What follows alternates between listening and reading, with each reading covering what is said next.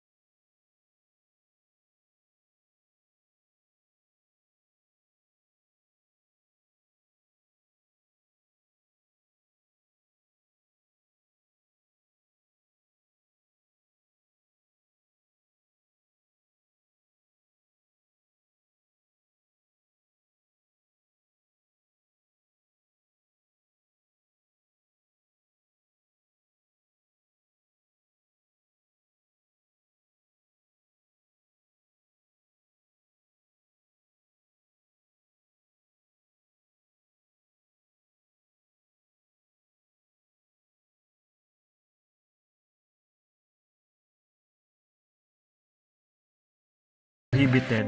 Bawal ang mga bisikleta sa mga lugar na may signs na ganito. Trucks prohibited. Bawal ang mga trucks sa mga lugar na merong truck signs. All motor vehicles prohibited. Anumang klase ng mga sasakyan ay bawal sa lugar na ito. Lahat ng klase. No parking. Bawal mag-park o kailangang mag-park sa saglit para lang kunin ang pasahero and get out of the vehicle. No stopping. Walang hintuan kahit dire-diretso lang. Restriction and sign. This sign indicates the point in which all prohibitions notified by prohibitory signs for moving of vehicles cease to apply. Susunod naman ay ang compulsory signs. Compulsory, ito yung may mga blue boards. Compulsory to turn left. Kailangan kang kumaliwa.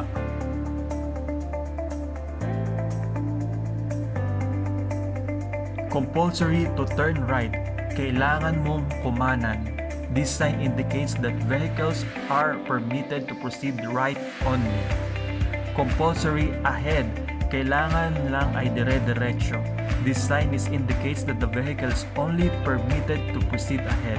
Compulsory keep left.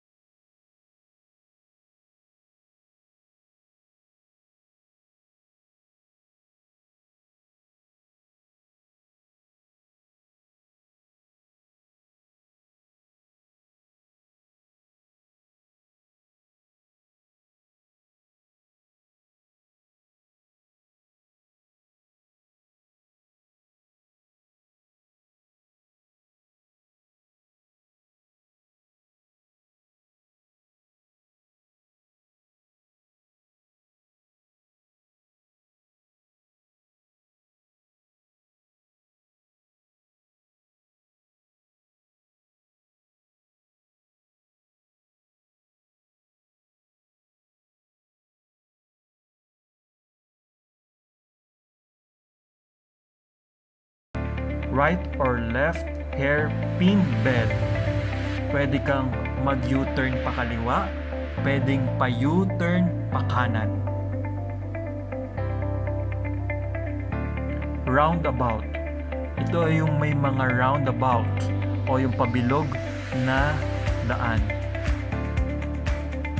Speed limit, halimbawa 40, 50, 60, 120, 140. Ito yung tinatawag na speed limit per kilometers sa mga road na merong signs na to. Ayan mga ka-OFW, bago tayo sumabak sa kalye ay kailangang maging mapagmatsyag muna tayo at alam natin yung mga traffic sign at ang mga road sign para hindi tayo malito, magsilbing mga paalala at palagi tayong safe sa pagmamaneho. Kaya ingat dyan, ingat sa kalsada, just subscribe here, ring the bell, at see you next time. Salamat!